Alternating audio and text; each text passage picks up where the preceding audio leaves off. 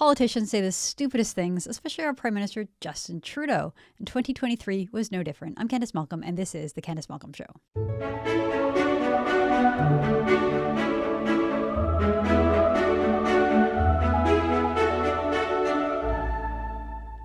Hi everyone, thank you so much for tuning into the podcast. Don't forget to like this video. If you're new around here, please subscribe to our True North channel. Hit that little notification bell so you never miss an episode. If you're listening to this show as a podcast and you enjoy the content, please leave us a 5-star review. Don't forget to head on over to our website, tnc.news, sign up for a newsletter, consider supporting our journalists. Hi everyone, so Justin Trudeau was first elected in 2015, and at the end of 2016, I decided to write a book about the stupidest things our Prime Minister said that year, including some of my favorite stupid things that he has said over the years. Trudeau's quotes shed light into the kind of person he is: vain, self-centered, image-obsessed, narcissistic, uninformed, ignorant, painfully progressive, woke, far left, and so on.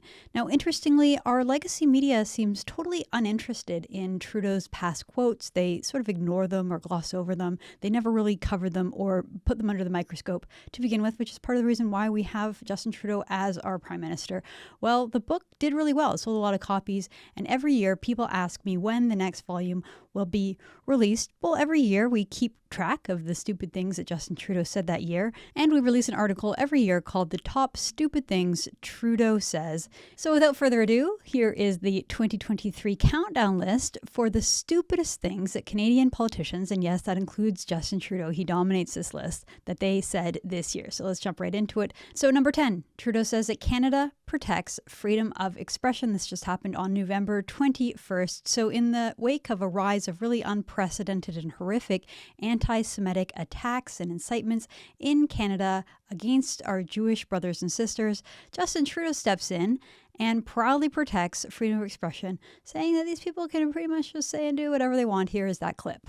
People are forgetting a little bit that we're a country that protects the freedom of expression, that protects liberty of conscience, that respects and supports people even when we disagree with them across various points of view. That has been one of the strengths of Canada for our entire existence. We're a place that does diversity better than just about anywhere else. Isn't it interesting how Canada protects free speech when it comes to radical Islamists and people who support terrorism?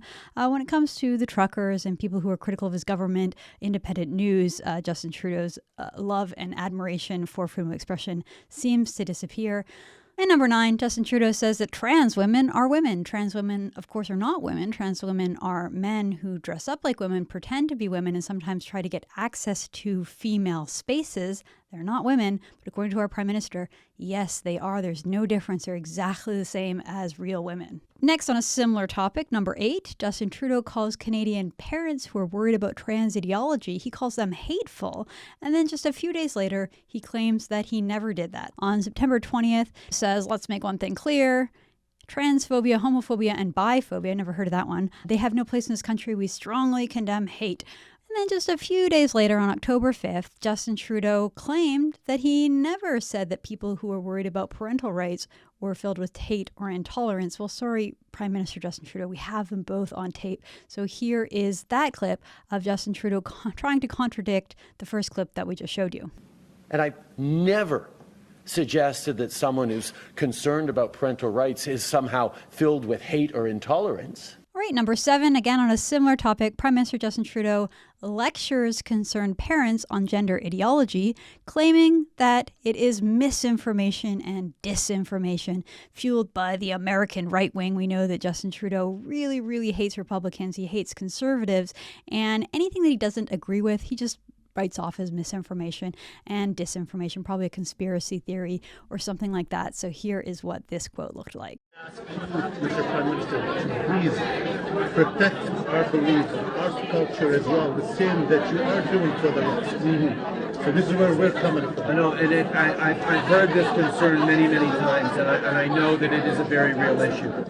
First of all, there is an awful lot of misinformation and disinformation out there. People on social media, particularly fueled by the American right wing. So could you weave that all together? He's trying to say that conservatives hate Muslims, but then Muslims are also against the indoctrination of children. So he's trying to tell the Muslims to stay with him and the liberals, and that it's really the right, the Christian right, and the Americans that are to blame. Okay, Prime Minister.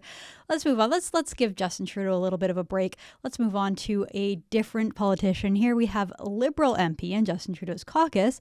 His name is Ryan Turnbull, and he went on a bit of a deranged tirade on social media, claiming that opposition leader Pierre Poilievre would fail a security clearance. So this is what he wrote on X. He said, "Why won't Poilievre get security clearance?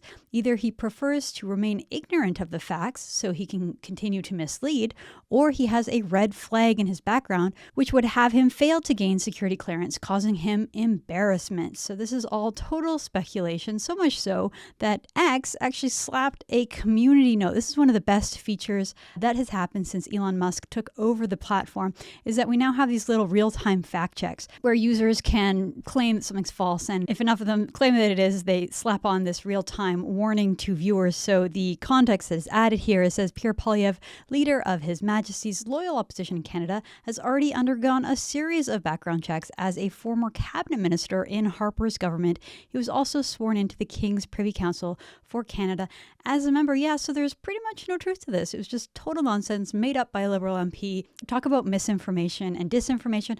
Likewise, another MP makes a list. Here's number 5, Liberal MP, also in Justin Trudeau's caucus, Ken Hardy, blames Pierre Poilievre for a shooting in Winnipeg. The shooting appeared to be drug-related. It happened in a very bad neighborhood in Winnipeg, but almost right away, again, a Liberal MP jumps online to just post pure speculation and total nonsense. So this is what Ken Hardy says. He says, "Beyond troubling to see another mass shooting in Canada, now in Winnipeg. We've lost so many police officers. Might it be the antisocial, burn everything down, far-right attitude we're seeing creeping in from the U.S.? And the creep on the Canadian side, Pierre Poilievre?" So this is just kind of funny. Again, these Liberals are really obsessed with the American right and the Republicans and trying to insert it into Canadian politics. The whole idea that the far right has a burn it down attitude, that's pretty ironic given that it is the far left that like to burn everything down in Canada. Remember when the far left burnt down 83 churches in Canada, and the head of the BC Civil Liberties Association literally posted online, "Burn it all down"? Yeah, I would say that that is a problem on the left, not so much the right in Canada. Well, remarkably, this Liberal MP doubled down on his insane connection that somehow a Conservative politician in Canada is responsible for a drug shooting in Winnipeg, and it's all because of the far-right attitude from the U.S. Okay, so here is a clip of this Liberal MP who's still in caucus, still part of Justin Trudeau's Liberal caucus. He is doubling down on that seed. He just says that he's trying to plant the seed. He's trying to plant the seed so that reasonable people will think about it. So basically, he's admitting that he's just trying to push propaganda and total nonsense, and the media just shrug and let him get away with it. Here's that clip. No, I do not. No, the intention there was to plant the seed and to really mark out the fact that Mr. Poilievre is engaging in very dangerous behavior. Behavior that is toxic right across the country. I did not make any connection between him and the event in Winnipeg, except to say that he's creating an environment through his toxicity where some people are going to give themselves permission to do antisocial things. So no, I don't regret that at all. I planted the seed. Reasonable people will think about that. What I'm saying is that it's the environment that the Conservative leader is creating through his consistent misrepresentations and the use of the big lie technique. That environment leads to a rise in all kinds of things that are just simply not good for our society. Now, yes, the Winnipeg one, totally different thing. Mr. Poilievre, like any reasonable person, would have had nothing directly to do with that. But it's the environment that's being created by the politics that he practices. That's what we really have to be concerned about. All right, moving on. Number 4. Look, we don't discriminate here on the Candice Malcolm Show, and we hold all politicians who say stupid things to account. So number 4 on our list is Pierre Poilievre for calling Christine Anderson racist, hateful, and vile. This was back in February 2023. So Christine Anderson, who is a German politician who is really become well known for her criticisms, her pointed criticisms of Justin Trudeau. During her time in Canada, she gave many speeches, she held many meetings, and here she is photographed with some Conservative MPs, including Leslyn Lewis, who ran for leader. She was also spotted there with Maxime Bernier. Well, Pierre Poilievre didn't like it, and he decided to sort of take a page from Justin Trudeau's books. He said, Christine Anderson's views are vile and have no place in our politics. The MPs were not aware of the visiting member of the European Parliament's opinions, and they regret meeting with her. Frankly, we better if Anderson never visited Canada in the first place. She and her racist, hateful views are not welcome here. Well, again, that sort of sounds a little bit like Justin Trudeau and cancel culture, saying that someone is racist and therefore they're not allowed. Look, I probably don't agree with everything that Christine Anderson says, but that doesn't mean that she doesn't have a right to be here. She's clearly speaking for her people. She's raising some very good points about the problem of mass immigration without integration. And it doesn't really help when we have conservative politicians acting and sounding a lot like liberal ones. All right, moving on. Let's go down to number 3, back to Justin Trudeau. Well, this one goes to both Prime Minister Justin Trudeau and his super serious, super smart Foreign Affairs Minister Melanie Joly, and their various positions when it comes to Israel. So this one probably takes the cake. Justin Trudeau on November 14th told Israel to, quote, stop killing babies. Here's that clip. The world is witnessing this, the killing of women and children, of babies. This has to stop. Killing of women and children and of babies has to stop. This, of course, led to a number of international media headlines. It's interesting. This was a Reuters story. It was picked up by news agencies all over the world, except for Canada. They didn't really cover it so much. They like treating Justin Trudeau with kid gloves, but of course this promotes the blood libel that Jews just try to murder babies and that Israel is entirely to blame and Palestinians are innocent. Well, Justin Trudeau's position on Israel has been back and forth and questionable, but I think his Foreign Affairs Minister, Melanie Joly, really takes a cake on some of her clips and quotes when it comes to this war. So back on October 12th, when we were just worried about Canadians trapped in a war zone and whether they could get out, and whether the embassy was actually open over Canadian Thanksgiving weekend, Melanie Joly just sort of brushed it all off. And she said, look, I'm a very busy woman and I can't always be found. It's not my responsibility to worry about all this stuff. Here's what that clip looked like. I'm working 24/7 on this. Meanwhile, there's so many issues happening in the world and trying to address all of these. But my goal right now is to make sure that this assisted departure is well done. Next, on November 10th, Melanie Joly said that she wants Hamas, yes, Hamas, at the negotiating table. She said she looks forward to a negotiating table where Israelis, Hamas, and Qatar are all present at a moderator. And this leads us to one of the silliest comments that we've seen so far. Melanie Joly says that a two-state solution is more feasible since the grotesque, gruesome October 7th terrorist attacks. Yes, more likely to get a new state because, you know, the international community just loves to reward brutal, vicious terrorists for sadistic killings of families in their homes. Here she was on December 17th talking to Vashi Kapelos over at CTV, saying that Palestinians are probably going to get their own state because of all this. The possibility of it, though, after what has occurred over the last 2 months, is diminished even relative to where it was prior to Hamas's initial attack. You know what, Vashi? I think the contrary. Really? Why?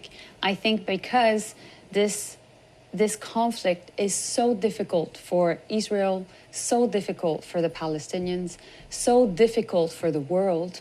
Not only in Canada, because we've seen the rise of anti-Semitism, the rise of Islamophobia, and just the rise of tension. But that's the case here. That's the case in Europe. That's the case south of our border. That's the case in Arab countries. We are amidst an international security crisis. So we need to take a chance on peace. Next, number 2 on our list, Prime Minister Justin Trudeau says that he has always been fiscally responsible. Yes, always been fiscally responsible. The man who ran an election of running modest deficits only to balloon into the largest deficits in Canadian history, racking up more than $1.2 trillion in debt. The growth of debt per day, according to the Canadian Taxpayers Federation, is more than $100 million per day. Your personal share of federal debt is now up over $30,000. But no, Justin Trudeau has always been fiscally responsible. Here's that clip.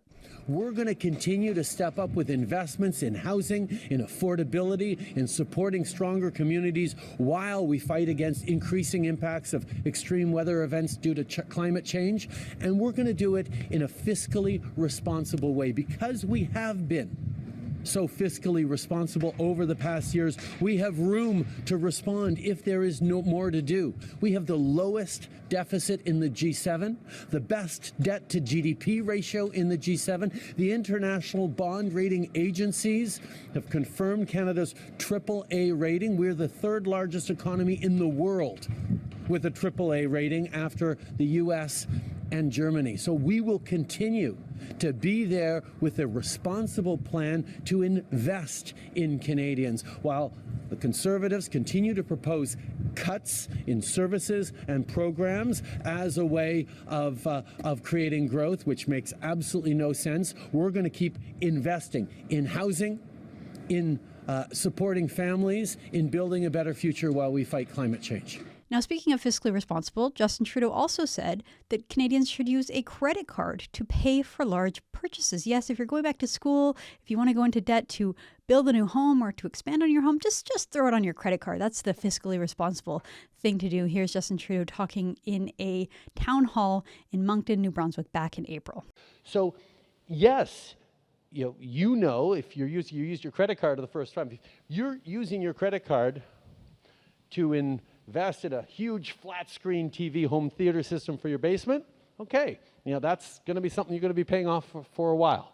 But if you use your credit card to go back to school, or if you use your credit card, you go into debt to build an expansion on your house that you're then going to be able to sell your house for more, if you're making investments that are going to return, that is how you grow a strong economy. Because quite frankly, confident economies invest in themselves.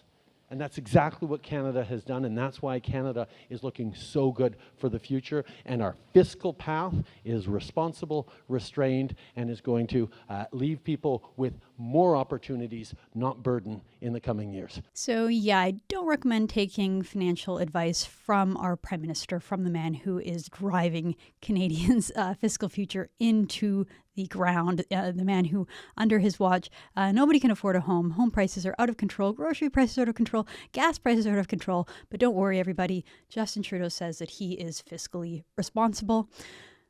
Okay, and it's time. It's time. Drum roll, please. It's time for the top stupid thing a politician said in 2023.